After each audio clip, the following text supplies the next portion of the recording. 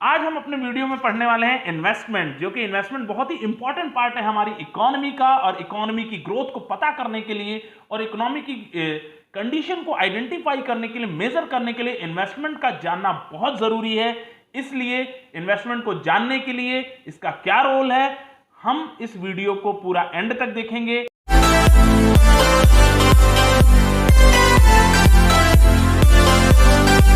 फिर से आप सभी का स्वागत करता हूं आपके अपने चैनल अर्थशास्त्र पर। जैसा कि हमने अपने लास्ट वीडियो में हम पढ़ चुके हैं कि गुड्स क्या होता है और गुड्स के टाइप्स क्या हैं।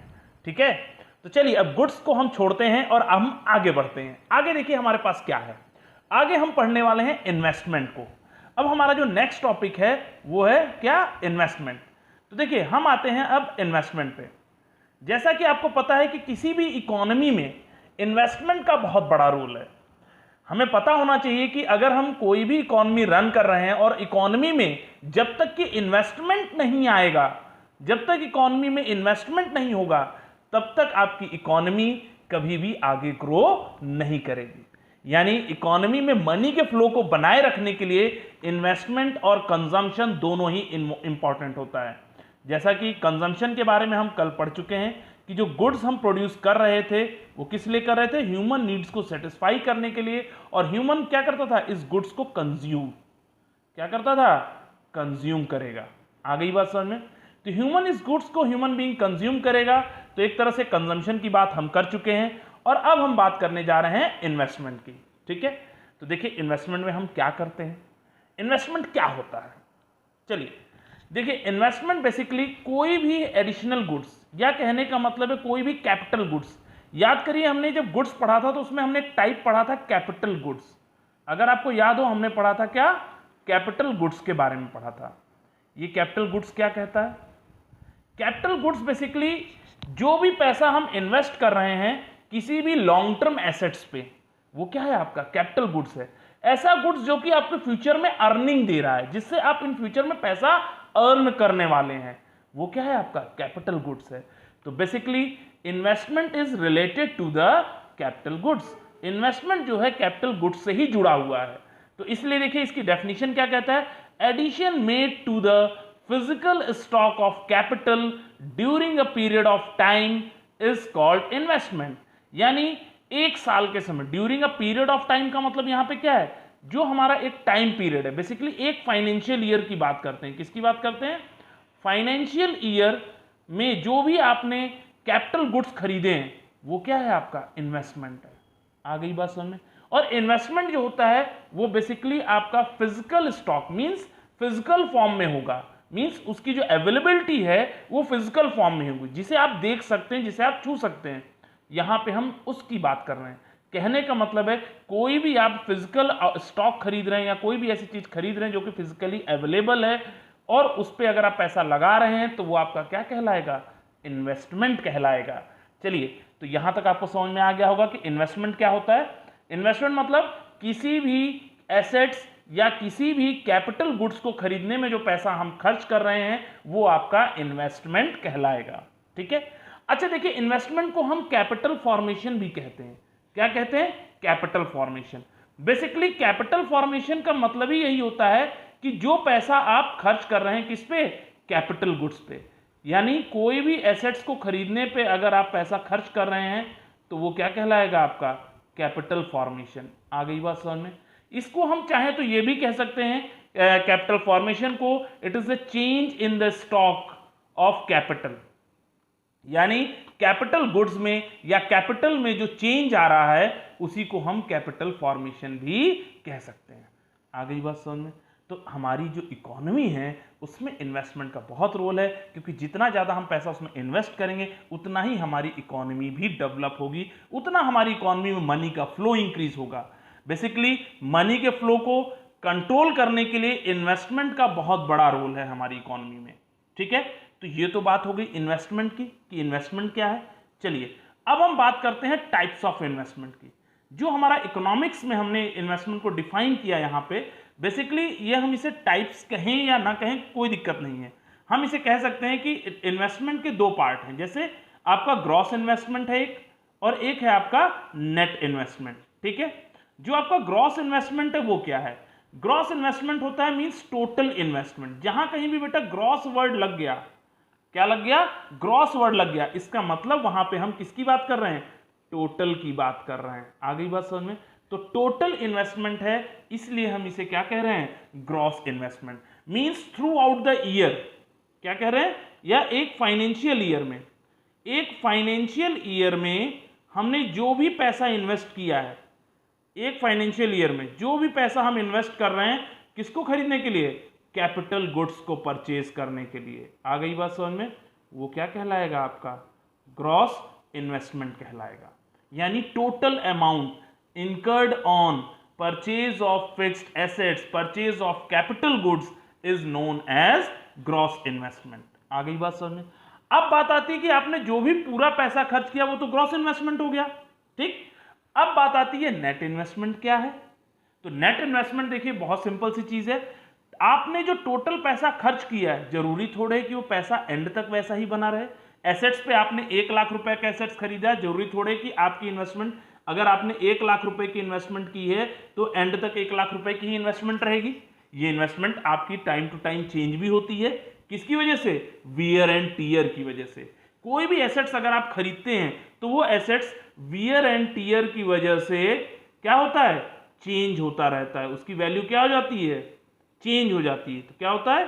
Change in value of assets. आ गई बात समझ में? क्लियर है? और ये जो वैल्यू ऑफ एसेट्स में जो चेंज आ रहा है वो किसकी वजह से आ रहा है? वियर एंड टीयर की वजह से। और इसी वियर एंड टीयर को हम डेप्रिसिएशन बोलते हैं। क्या बोलते हैं? डेप्रिसिएशन। आ गई बात समझ में? तो कहने का मतलब है कि ग्रॉस इन्वेस्टमेंट से जब हम आप डेप्रिसिएशन को हटा देंगे, यानी डेप्रिसिएशन माइनस कर देंगे, यानी उसकी वैल्यू में जो चेंज आया है वो आप डिक्रीज कर, अगर डिक्रीज हो रही है उसकी वैल्यू, तो जो जितना भी अमाउंट डिक्रीज हो रहा है उसका वो आप हटा दीजिए। यानी जो चेंज आ रहा है वो चेंज क्या है? डेप्रिसिएशन है आपका। तो डेप्रिसिएशन आप हटा दीजिए, जिसकी वजह से आपकी वैल्यू क्या हो रही है? डिक्रीज हो रही है। तो जो डिक्रीज वैल्यू है या जो चेंज्ड वैल्यू है, बेसिकली हम चेंज वैल्यू को ही हम नेट इन्वेस्टमेंट बोलते हैं, यानी आफ्टर डेप्रिसिएशन। तो क्या कह सकते हैं यहां पे? हम कह सकते हैं कि आपका जो ग्रॉस इन्वेस्टमेंट है उसमें से जब आप डेप्रिसिएशन माइनस कर देंगे तो आपका क्या बचेगा? नेट इन्वेस्टमेंट बचेगा। ठीक है? तो देखिए ग्रॉस इन्वेस्टमेंट का अगर आप फॉर्मूला बनाते हैं तो बहुत सिंपल सा फॉर्मूला है। आप देख पा रहे हैं कि net investment plus depreciation. Net मतलब जो अभी हमने पढ़ा नेट इन्वेस्टमेंट, ये क्या होता है? डेप्रिसिएशन के बाद की वैल्यू, यानी लॉस जो भी हमें एसेट्स पे हुआ है, कैपिटल या इन्वेस्टमेंट पे हमें जो भी लॉस हो रहा है, उस लॉस को माइनस करने के बाद जो वैल्यू आती है that is called net investment. अगर उस नेट इन्वेस्टमेंट में आप डेप्रिसिएशन प्लस कर देते हैं तो आपका क्या आ जाएगा? ग्रॉस इन्वेस्टमेंट आ जाएगा। और वहीं पे अगर आप ग्रॉस इन्वेस्टमेंट में से, किसमें से? ग्रॉस इन्वेस्टमेंट में से आप डेप्रिसिएशन अगर माइनस कर दें, ठीक है, अगर आप ग्रॉस इन्वेस्टमेंट में से क्या कर दें? डेप्रिसिएशन माइनस कर दें तो आपके पास क्या बचेगा? माइनस डेप्रिसिएशन कर दें तो आपकी जो वैल्यू बचेगी वो क्या होगी? Net investment. आ गई बात समझ में? यहां तक कोई डाउट?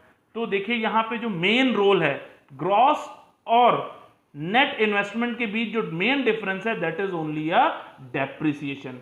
यहां पे केवल डेप्रिसिएशन, जिसे हम हिंदी में हास्य कहते हैं, हिंदी में क्या कहते हैं हम लोग? हास्य कहते हैं। कहने का मतलब है हास्य क्या है? डेप्रिसिएशन क्या है? देखिए अगर आपको मैं समझाऊं तो डेप्रिसिएशन अभी मैंने स्टार्टिंग में भी बताया, फिर से बता दे रहा हूं। डेप्रिसिएशन मीन्स होता है decrease in value of assets. क्या होता है?